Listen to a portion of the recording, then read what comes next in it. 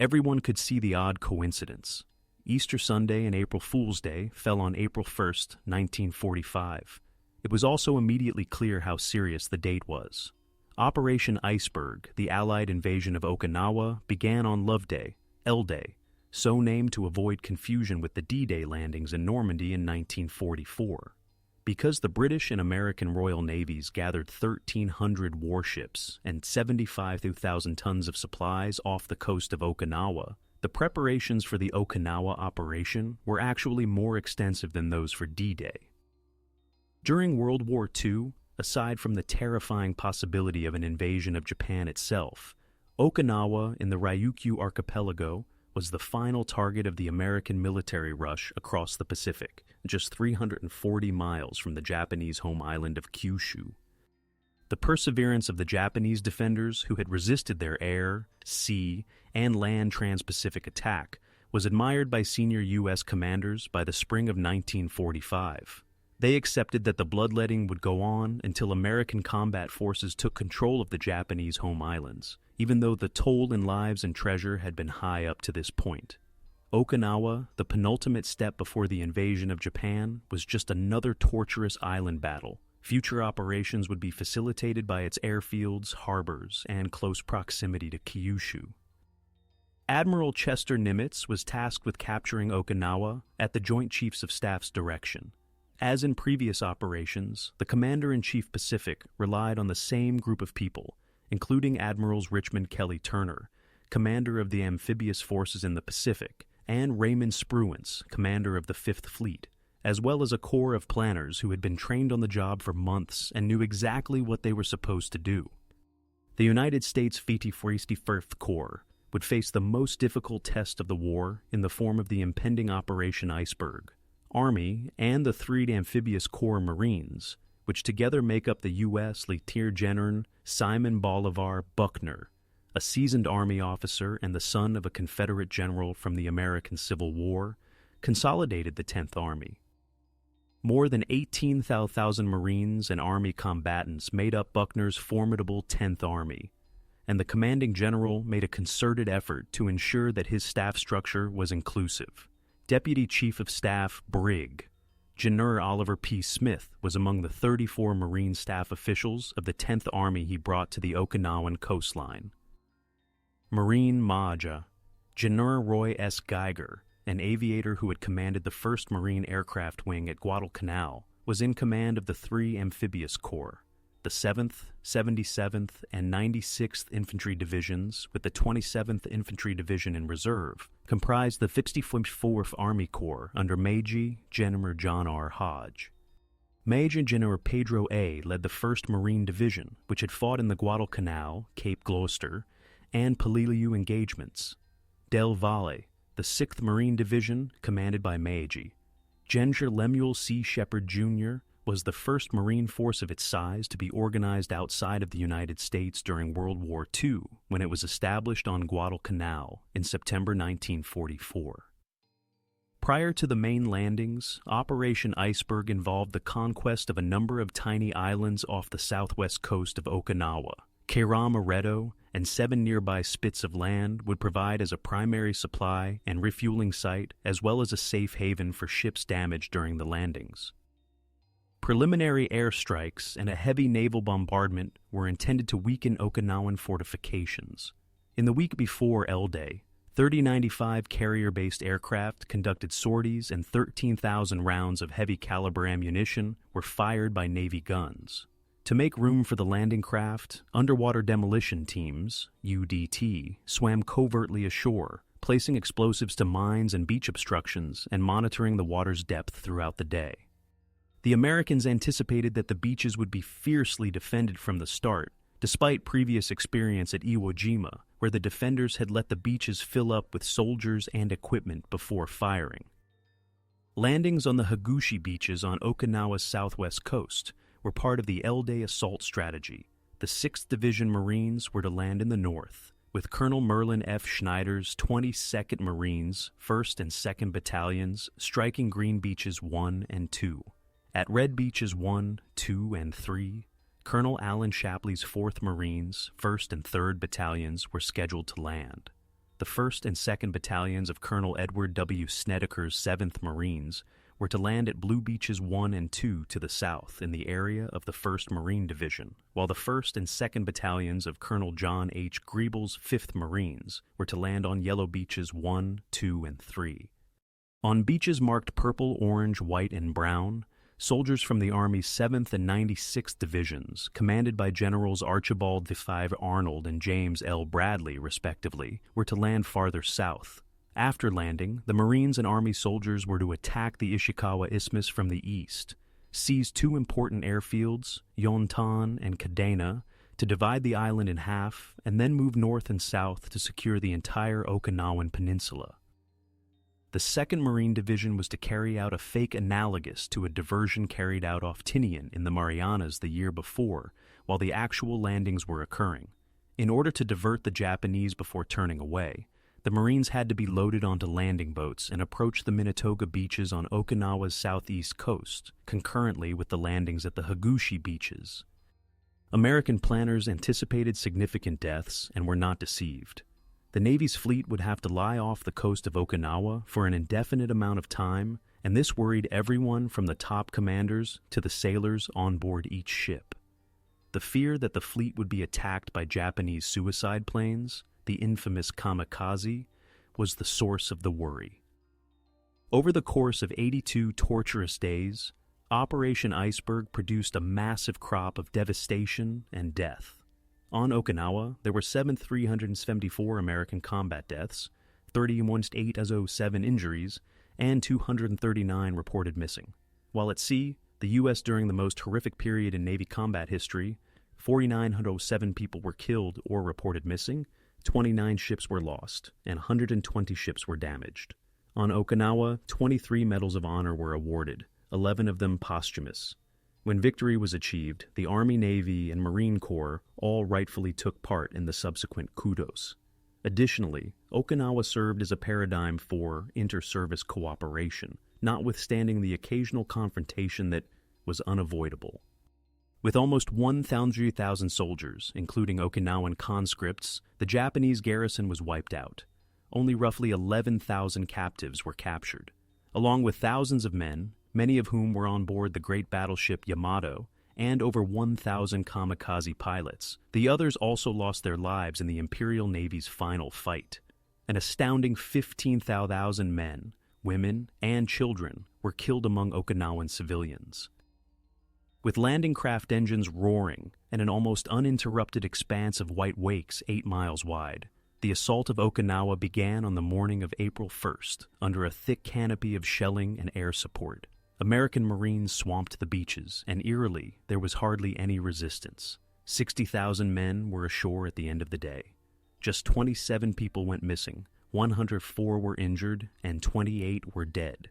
The beachhead grew quickly to 5,000 yards deep and 15,000 yards wide. "I had never seen an invasion beach like Okinawa before," remarked renowned war correspondent Ernie Pyle. "In our entire sector, not a single man was killed or injured. Medical corpsmen had nothing to do but sit among their bags of plasma and bandages. There wasn't a single burnt car or a single lost boat on the beach or reef. Thankfully, there was no slaughter, which is practically a given with an invasion. As they say, it was the quiet before the storm.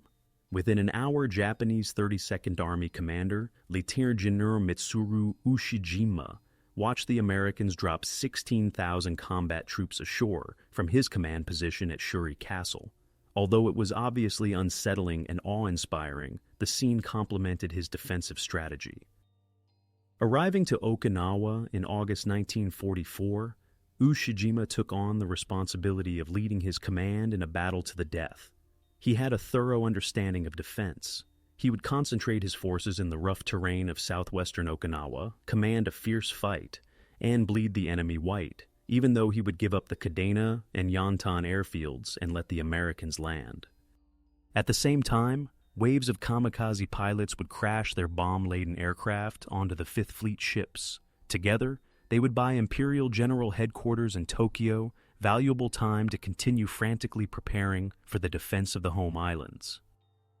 3 infantry divisions made up Ushijima's forces: the 62nd, the well-equipped but inexperienced 24th, and the seasoned 9th.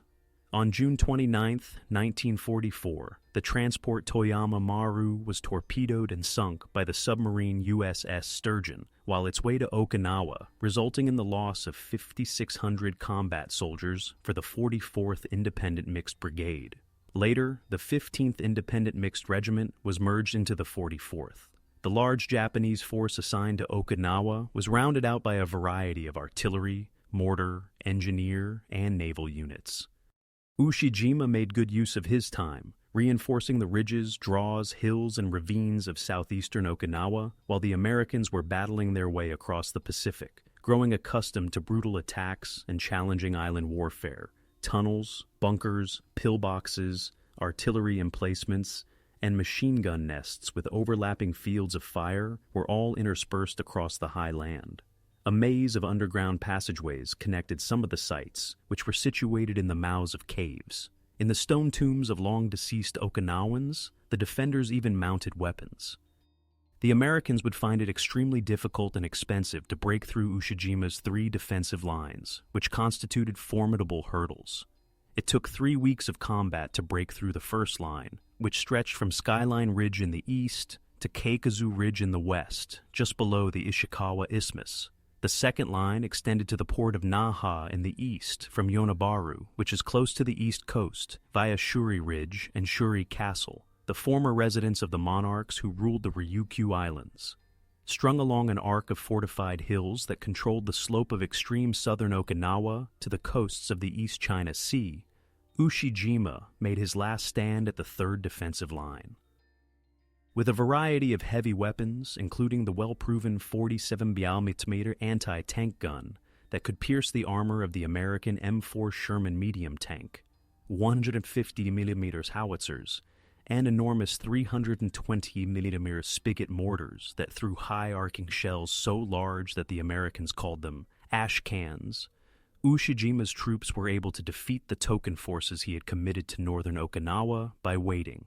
In the south, the death drama would unfold. The American ground forces on Okinawa were thrilled by how simple the landings were. They made astonishingly rapid development. The attackers took targets that top commanders had predicted would take 3 weeks and hundreds of casualties in just 4 days. With the 96th Division on the right, the 7th Infantry Division continued to advance east and south after seizing Kadena Airfield around 10:30 a.m. on L-Day. The 6th Marine Division had captured Yantan Airfield around 1 p.m. Additionally, the 1st Marine Division had crossed the Ishikawa Isthmus and taken control of the Kachin Peninsula by dusk on April 3rd. Okinawa was quickly divided in 2. The largest obstacle faced by the Marines of the 1st and 6th Divisions as they fanned out to the north and west was the extending supply lines, as logistical staff found it difficult to keep up with the advance.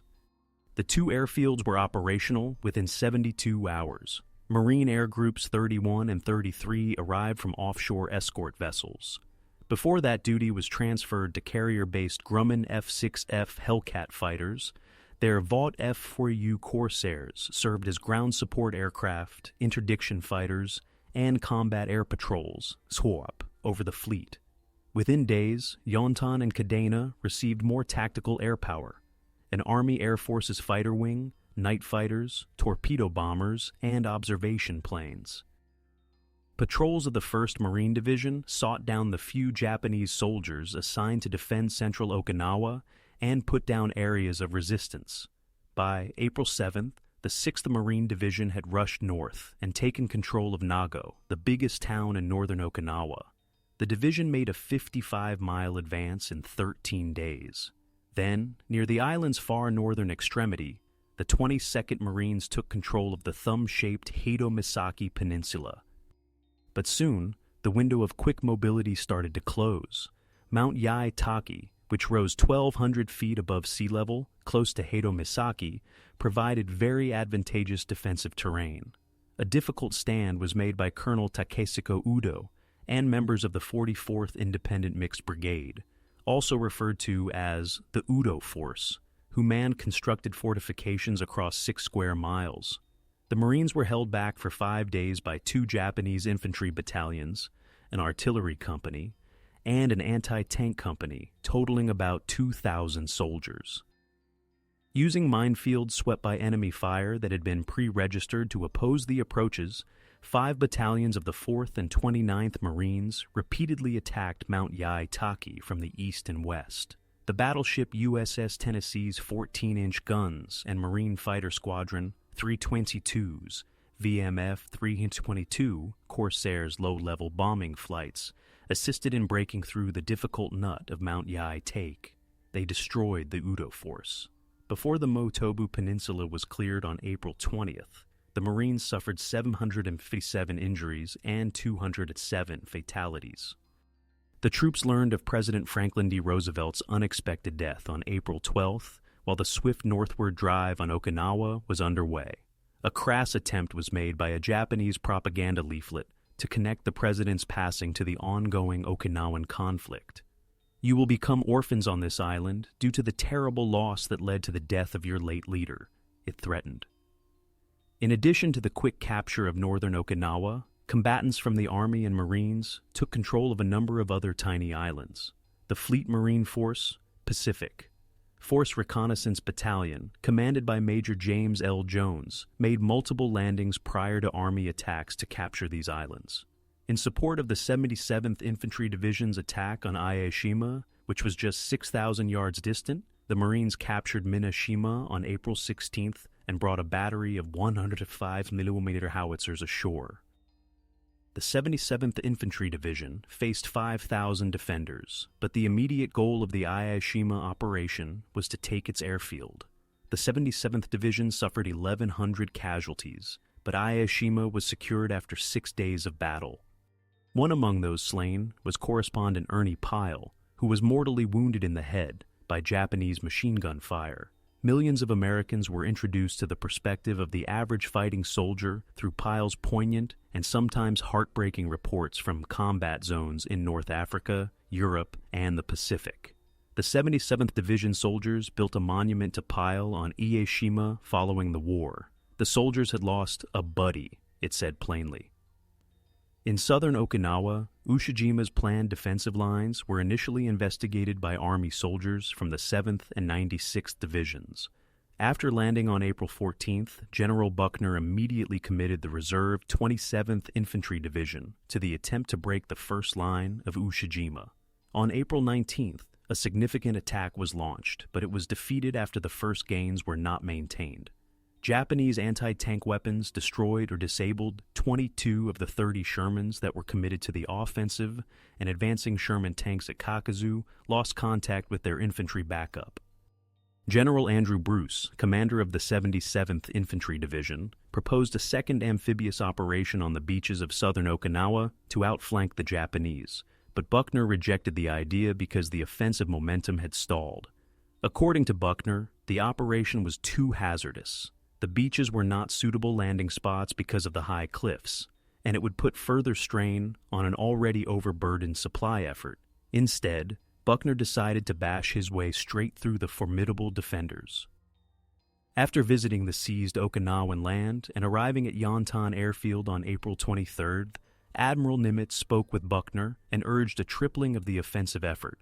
Because of the terrifying toll that the vicious kamikaze assaults were taking, Nimitz was concerned about the Fifth Fleet offshore. Within 5 days, he warned Buckner he must ramp up the offensive. "If not, we'll get someone here to move it. I'm losing a ship and a half every day out here," he rasped. "You must move this thing along." Nimitz's entourage included General Alexander A. Vandegrift, the incumbent commandant of the Marine Corps and the victor at Guadalcanal. Similar to General Bruce, Vandegrift offered the 2nd Marine Division for the task and hinted at the possibility of a second amphibious assault. The division could leave Saipan in 6 hours, he explained. Buckner refused once more. Nimitz's demands of Buckner were uncharacteristically strong, and his worries were valid. Operation 10, Go, the massive series of kamikaze attacks that called for up to 4,500 planes to be launched against the American ships, was raging in the oceans of the East China Sea and the Pacific Ocean while fighting raged on Okinawa.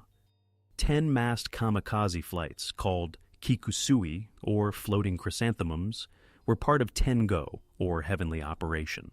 Each Kikusui may have comprised around 350 planes, or almost every aircraft in the Japanese arsenal that could fly. A flying bomb known as the Oka, or cherry blossom, which was loaded with over 2,600 pounds of explosives, was one of the most horrifying aerial weapons. The Oka, a precursor to the contemporary cruise missile, was transported within range of the American fleet, discarded, and slung under a bomber. Then, firing 3 solid fuel rockets, the pilot streaked at 650 miles per hour toward his target. The flying bomb was given the American nickname Baka, which translates to fool in Japanese. Both physically and mentally, the American sailors suffered from the constant strain. "It's hot today." One sailor stood up at his onboard gun mount just after a particularly devastating kamikaze strike and leaped over the cliff, disappearing forever. The Fifth Fleet, in terrible pain, stayed on post. The aircraft carrier had been in the war zone for 58 days when 2 kamikazes hit the USS Bunker Hill on May 11th. Pilots from the Army, Navy, and Marines bravely and devotedly protected the fleet. For instance, 3 Marine Corsairs of VMF 323 shot down 16 enemy planes in 20 minutes during a battle on April 22nd. 5 of these were reported by Major George C. Axtell, the squadron commander. The kamikazes persisted nevertheless. A few suicide pilots unavoidably made it past the barrier of anti-aircraft fire and cap fighters. But back in one of the U.S., one of the Navy's best periods, the Fifth Fleet was renamed the Third Fleet after Admiral William F. On May 27th, Admiral Spruance was relieved by Bull Halsey, who became renowned as the fleet that came to stay. Under the cover of dense fog and a volley of artillery, Ushijima withdrew from his first line of defense due to the 7th and 96th Infantry Division's advances and the exhaustion of prolonged fighting. Hours after Admiral Nimitz left Okinawa, the Japanese completed their evacuation.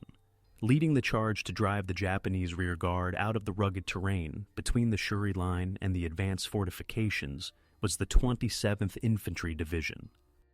The 6th Marine Division was immediately told to move up on the far right flank close to the sea after General Buckner ordered the 1st Marine Division to relieve the battered 27th Infantry Division on the right in early May.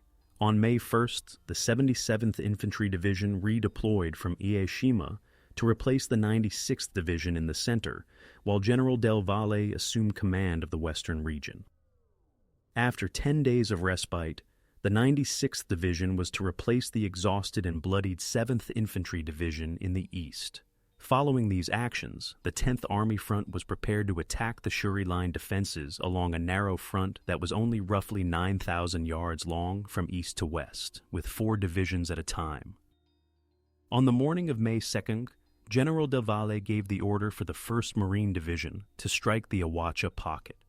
The 5th Marines advanced in a constant downpour, capturing high ground in front of them, but were immediately fired upon by Japanese gunners to their left in the 77th Infantry Division's area. The day's progress was unsatisfactory because the high ground was a maze of ravines and draws that naturally directed attacking Marines into lethal killing zones. The Marines fought Japanese infiltrators for hours that night, frequently engaging in hand-to-hand combat. The relaunch of the attack on May 3rd was hindered by persistent rain, and clearing the Awacha Pocket required another week of arduous combat. Buckner was finishing up his realignment movements when the Japanese momentarily took the offensive. Ushijima appreciated the opinions of his staff officers and was a friendly commander. He frequently let them talk freely, and during a war council at his headquarters in Shuri Castle on the evening of May 2nd, the discussion turned heated. Lieutenant General Isamu Cho, the 32nd Army's 51-year-old chief of staff, was a staunch nationalist. In addition to being a war criminal who shockingly ordered the execution of detainees during the horrific rape of Nanking in 1937, he had been implicated in a plot to install a military dictatorship in Japan as early as 1931. The idea of a defense in depth was rejected by Cho. He called for an immediate counteroffensive to drive the Americans back. Colonel Hiromichi Yahara, 42, the senior staff officer in charge of planning for the 32nd Army, countered Cho's stance. Yahara thought that a suicide banzai charge would be part of a counterattack, which would cause a lot of losses and simply make the Japanese fortifications weaker. The army must carry on with its current operations, calmly acknowledging its ultimate fate, he offered. Whatever is done, annihilation is unavoidable. All of the staff officers in attendance, including Ushijima, took Cho's side. With a two-pronged amphibious assault and the main drive overland, the counterattack was scheduled for the evening of May 3rd. Artillery support for the attack would expose the guns to American counter-battery fire, which would start at 10 p.m. and end at 4:30 a.m. on May 4th.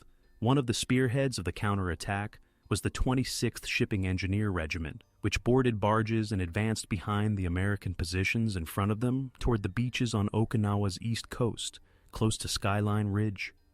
Shortly after the Japanese soldiers pushed away, U.S. warships from the Navy started to follow them. The patrolling craft then launched a fierce attack, destroying a large number of the barges. Concentrated fire from the 7th Infantry Division's advanced positions mowed down and destroyed any Japanese troops that made it to the coast. Using rifles, machine guns, and 75mm artillery, the 1st Battalion, 1st Marines, and the LVTAs of the 3rd Armored Amphibian Battalion decimated 700 Japanese soldiers at Kusan on the west coast of Okinawa, where the 2nd Amphibious landing took place. By sunrise, a War Dog platoon and the 1st Reconnaissance Company had hunted down the remaining 65 holdouts, killing an additional 75. Ushijima gave the order for 2 battalions of the 24th Division to launch the land phase of the counterattack at 5 a.m. on May 4th, but these forces were caught in the open because they were unable to arrive at their start line in time. Their ranks were sliced through by American mortar and artillery fire. The final of the unsuccessful Japanese thrusts then started after nightfall on the 4th. Around the Tanaburu Escarpment, 2 infantry battalions attacked 7th Division positions. Over the course of the following day, a few minor penetrations were made, but they were located and eliminated. As night fell on May 5th, only a handful of Japanese survivors went back to their positions. During the catastrophic counterattack, the Japanese 32nd Army lost 59 valuable pieces of artillery and 6,000 soldiers. Cho was unable to speak as a furious throng of junior officers surrounded him with their swords and demanded an explanation for the fiasco. Colonel Yahara, the only senior Japanese officer to survive the battle for Okinawa, later referred to the devastation of the assaults as the decisive action of the campaign. On the somber night of May 5th, a tearful Ushijima called Yahara to his private quarters, apologized profusely, and vowed never to disobey the colonel's advice again. The 1st Marine Division suffered 1,400 fatalities in 6 days of battle north of the Shuri line by the time the 10th Army reorganization was finished in the first week of May. On May 7th, 2nd Battalion, 1st Marines, Private Dale M. Hansen received the Medal of Honor for smashing a Japanese pillbox, picking up a broken rifle to replace his own, and racing to the top of a neighboring ridge. Hansen shot 4 of the 6 enemy men he was facing dead before his firearm jammed. He was jumped by the other 2 Japanese soldiers, but Hansen drove them off with the butt of the rifle and scurried for cover. Hansen, a 22-year-old Nebraska farm boy, returned to the battlefield with another weapon and a few grenades, killing 8 more and demolishing a powerful mortar position. The Marines were startled into action by his one-man attack, which destroyed a whole beleaguered ridgeline. 4 days after his death at the hands of a Japanese sniper, Hansen's parents collected his posthumous Medal of Honor in 1946. The 6th Marine Division anchored its right flank against the East China Sea on the far right of the 10th Army line in early May, and the 22nd Marines replaced the 7th Marines. The 1st Battalion, 1st Marines launched an assault on Hill 60 on May 9th. A sharpshooter wounded Lieutenant Cole, or James C. Murray, Jr., its commander. The 1st Battalion, 5th Marines, engaged numerous Japanese infiltrators in close combat during the night. Buckner issued an order for a general assault along the Shuri line on May 11th. Buckner was trying to move the battle along as quickly as possible while Nimitz's remarks were still echoing in his mind, but it seemed that the Japanese had fortified every nook and cranny of Okinawa. It was painfully slow progress. A resolute Buckner said, at a cluster of reporters, "We will take our time and kill the Japanese gradually." Even though there were moments when there was almost no progress, the slaughter continued unabated. The 1st and 2nd Battalions, 7th Marines, captured Dakeshi Ridge following 2 days of fierce fighting. The 7th Marines battalion commanders were all veterans of the brutal action in the Umabrogol on Peleliu, and the battle was reminiscent of that horrific conflict. There were mortar and machine gun emplacements scattered along the U-shaped ridge. The Japanese frequently fired from the opposite slopes, shielding themselves from Marine return fire with the crest's shelter. At 2 spots on May 11th, the 1st Battalion ascended Dakeshi Ridge before retreating due to a barrage of Japanese fire. "We did darn little attacking," one Marine recalled. 3 Sherman tanks, one with a 75mm cannon and the others with flamethrowers, started to creep up the slope the following morning. Every time a guy raised his head, he was hit. The .30 and .50 caliber. The flamethrowers shot streams of jellied gasoline, while the machine guns on the tanks chattered. The riflemen of the 2nd Battalion trailed closely behind, firing at enemy soldiers who broke under the pressure and fled down the opposite slope. Ushijima saw that the armored vehicle's firepower had caused Dakeshi Ridge to collapse in the synchronized attack. "The enemy's tanks are the source of his power," he said. "It is now clear that our fight against the Americans is a fight against their tanks." Although the Marine and Army armored forces suffered significant casualties on Okinawa, they played a crucial role in overcoming enemy strongholds and winning the war. North of Ushijima's headquarters, the Shuri line was dotted with numerous defended positions, Dakeshi Ridge being just the first. Beyond, continuing south from Dakeshi Ridge, were the rugged Wana Draw and the high terrain of Wana Ridge. The Japanese 62nd Infantry Division soldiers were firmly positioned in defense of Wana Draw, a maze of caverns, precipices, and towering cliffs. In the most challenging 1,200-yard advance the old breed saw throughout the whole Pacific War, the 1st Marine Division attacked Wana Ridge and Wana Draw for almost 3 weeks starting on May 12th.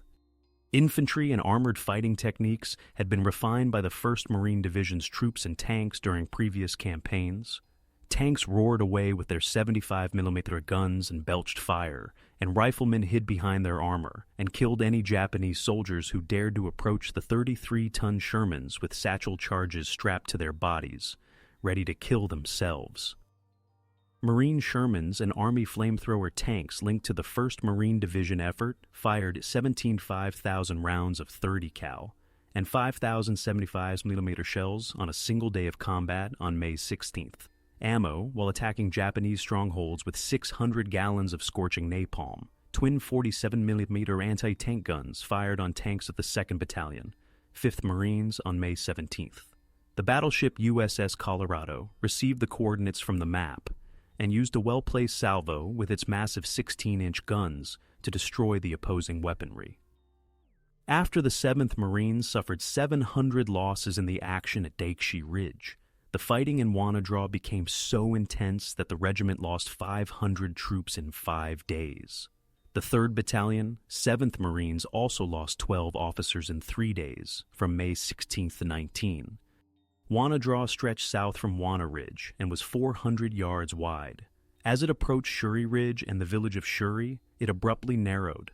The Japanese had positioned pre-registered mortars in hidden emplacements and interlocking fields of machine gun fire, which naturally directed Marines into death zones. On May 20th, the weary 7th Marines were relieved by the 1st Marines, who increased their attacks after taking in 500 replacements. A number of Japanese weapons that had been harassing the Americans for days were ultimately taken out when the 5th Marines took control of Hill 55 on the western approaches to Wana Draw. Progress was gauged in yards, and the number of casualties sustained during 19 days of terrible fighting. For every 100 yards achieved, the Marines lost 200 men killed and wounded on average. The suffering was exacerbated by the fact that most of the battle occurred in continuous, occasionally deluge-pouring rain. The 1st Marine Division had halted on one ridgeline short of Shuri by the end of May. On the morning of May 10th, the 6th Marine Division got ready to advance, using a Bailey Bridge that Marine engineers had constructed across the Asa River close to Okinawa's western coast. Over the next 36 hours, the Marines made around 1,000 yards of progress. They had drew up in front of a tiny hill that rose sharply around 230 feet above them early on May 12th. The Marines swiftly decided to call this high ground Sugarloaf after surveying the area. Sugarloaf was flanked to the southeast and southwest by two additional minor hills, making it otherwise unremarkable. These were quickly given the names Horseshoe and Half Moon. Sugarloaf was referred to by one Marine as a pimple of a hill. Every Marine in the area, especially the riflemen of the 22nd Marines, knew that the Japanese would fiercely hold these mutually supportive positions. However, the Marines were not immediately aware that the group of little hills was the Shuri Line's Western Command and Control Center. In order to stop an American advance between the cities of Shuri and Naha, 2,000 Japanese soldiers from the 15th Independent Mixed Regiment, commanded by Colonel Siko Mita, were ordered to stand guard at the northernmost point of Sugarloaf. Half Moon and Horseshoe were defended by an additional 3,000 Japanese soldiers. The agony of Captain Owen G. Stebbins' Company G, 2nd Battalion, 22nd Marines, was representative of the deadly attrition-based 10-day battle for Sugarloaf, Half Moon, and Horseshoe. Against Sugarloaf, Stebbins led a combined infantry and tank assault. Within minutes, anti-tank and machine gun fire had pinned down two of his three platoons. Stebbins led the 3rd platoon into a firestorm as he and his executive officer, Lieutenant Dale W. Baer, rushed ahead. 40 guys ran forward, and over the first 100 yards, 28 were killed or injured. Both of Stebbins' legs were struck by machine gun fire. Baer was wounded on the left arm by a Japanese bullet. It flopped against his side ineffectively. The lieutenant remained focused and managed to assemble 25 Marines, some of whom were injured, before charging back to the summit of Sugarloaf. Only a few Marines were able to hold as they ran the gauntlet to the peak. Baer commanded the survivors to retreat, pulling injured men to safety as they could. 3 Sherman tanks, charred hulks, blasted smoke at dusk.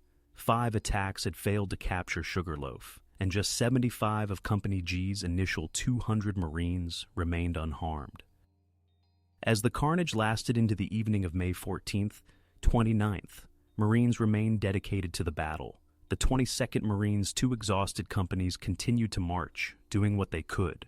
With almost 100 of their original number lying dead or injured nearby, 44 Marines were trapped down and marooned on the Sugarloaf slope. The executive officer of the 2nd Battalion, 22nd Marines, Major Henry A. Courtney, Jr., came to the conclusion that his command could not continue to hold its position indefinitely. He called Companies F and G's riflemen into action. He came to the conclusion that withdrawal would expose them to even more deadly fire. Attacking was the best course of action. Courtney yelled, "Men, the Japanese will be down here to drive us away in the morning if we don't take the top of this hill tonight. Some of us will never descend again after we reach the summit. We're going to take that hill, even though you all know how awful it is up there. I'm heading to Sugarloaf Hill's summit. Who will be joining?" The 44 Marines responded to Courtney's request for volunteers, to a man. The Marines held until after midnight, when constant mortar and small arms fire had taken a terrifying toll after the valiant officer had led his men to the peak of Sugarloaf. As daybreak drew near, the 15 Marines who were still alive filtered back down the hill. A splinter of mortar cut into Courtney's neck, killing him. He was awarded the Medal of Honor posthumously. The 7 riflemen from Corporal James L. Day's squad from Company F and the 2nd Battalion, 22nd Marines, were among the daring Marines that trailed behind Courtney.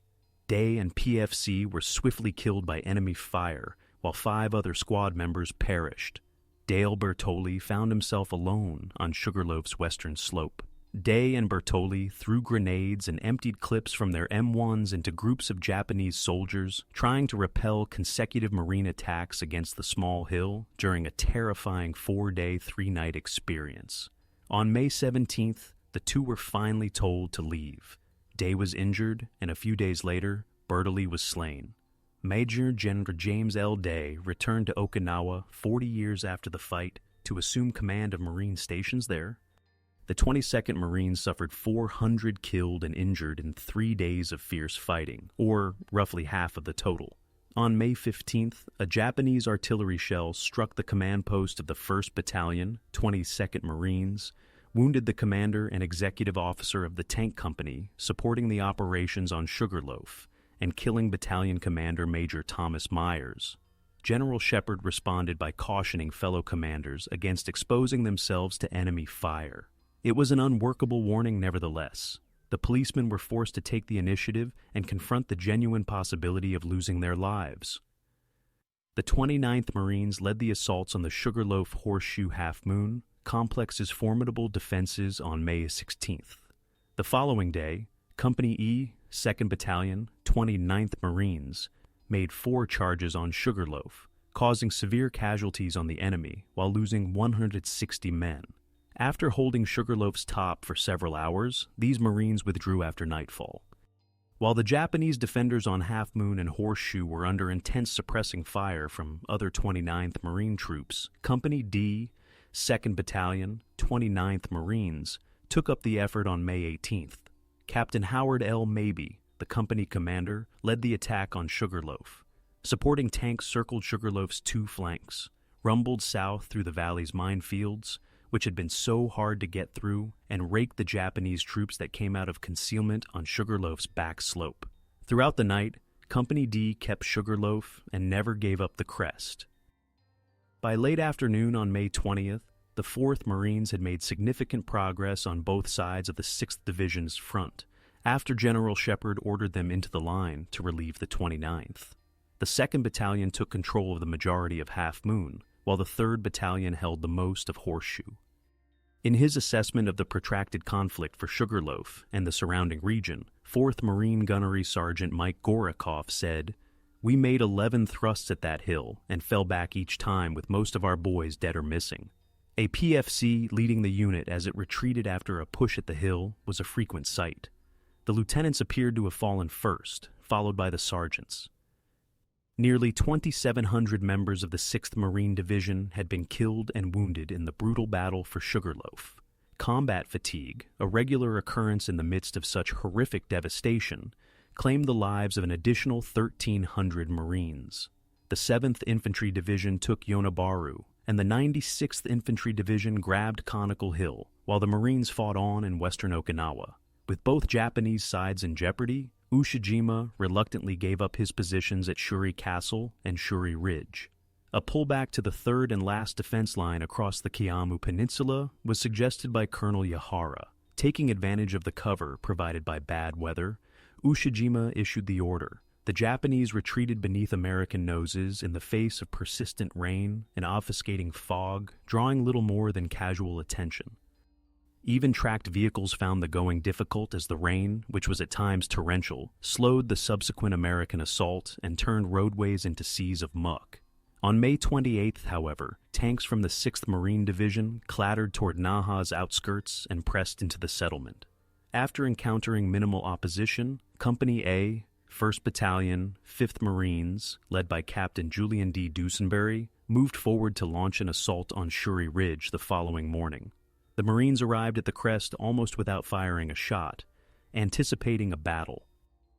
Marine officials concluded that Shuri Castle was tantalizingly close after Company A's unexpected success. The Army's nearby 77th Infantry Division zone of operations, however, included the long-sought prize. Nevertheless, the chance to capture the goal was here. After considering his options, General Del Valle decided that the quick seizure of Shuri Castle was worth the risk of upsetting his Army counterpart, General Bruce. Just after 10 a.m., Company A swiftly entered the 77th Division zone and took Shuri Castle. From South Carolina, Dusenberry gave the order to run a Confederate flag up the closest pole while wearing a liner in his helmet. 2 days later, the Stars and Stripes were raised in place of the Stars and Bars, which had disturbed the senior commanders at 10th Army headquarters when they saw them flying over Shuri Castle. Months before, Marines from the 1st Division had flown the identical flag on Peleliu. During the battle for Okinawa, General Del Valle actually made an effort to resolve this most acrimonious example of inter-service rivalry by contacting the commander of the 77th Division and the other members of his Army Command cadre. After that, he recalled, "I doubt any Army Division commander would speak to me." Nevertheless, the task at hand took precedence over the unpleasant sentiments. The Japanese still owned about 8 square miles of southern Okinawa. The remaining members of the 32nd Army stayed resolute in the face of intense American air and fire. From Hill 89, the location of Ushijima's last command post, to Hill 95 on the east coast, the Japanese front extended 4 miles across Dakeshi Ridge in the west. General Buckner was not convinced that the Japanese were leaving the Shuri line for a few days, but he adjusted the 10th Army front once more, after realizing that another enemy defensive line needed to be lowered.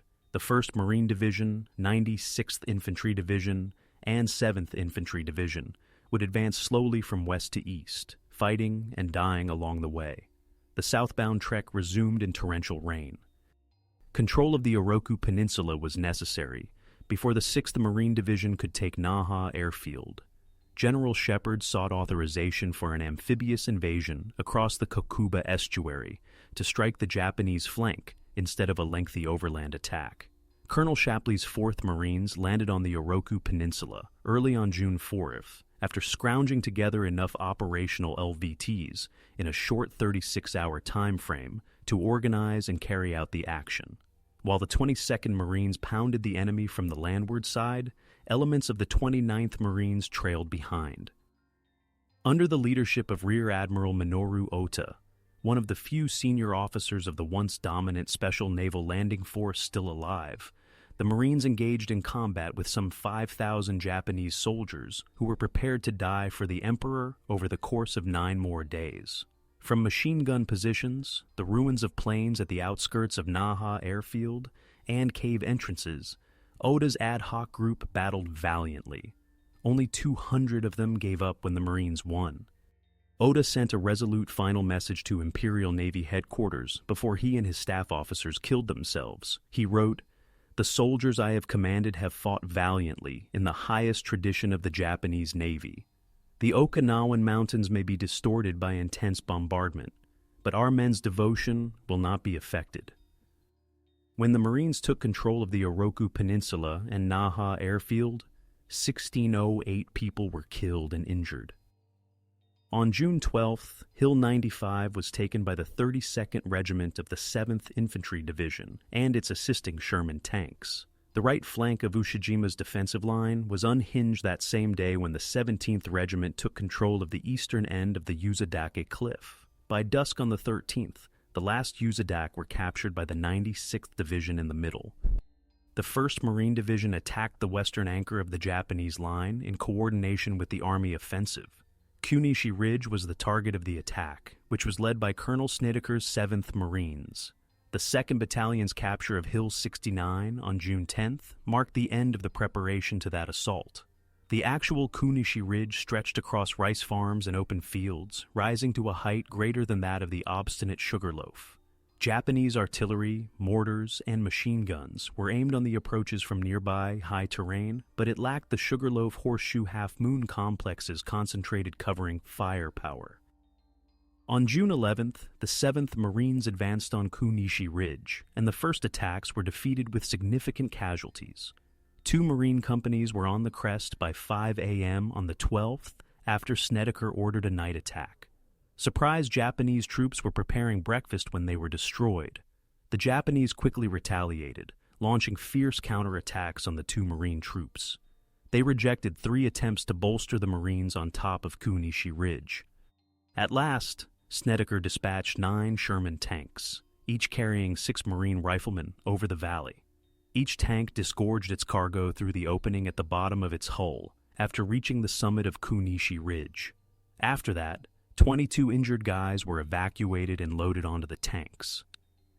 The 1st Tank Battalion brought 90 tons of supplies and 550 reinforced riflemen up the beleaguered slope and evacuated 1,150 wounded men by the time the 7th Marines were relieved on June 18th. The final strongly fortified hilltop on Okinawa was taken in 5 days of combat.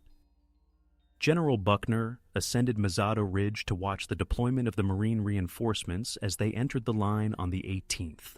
Guns on a neighboring ridge opened fire when Japanese artillery spotters observed the group of officers huddled in an exposed position.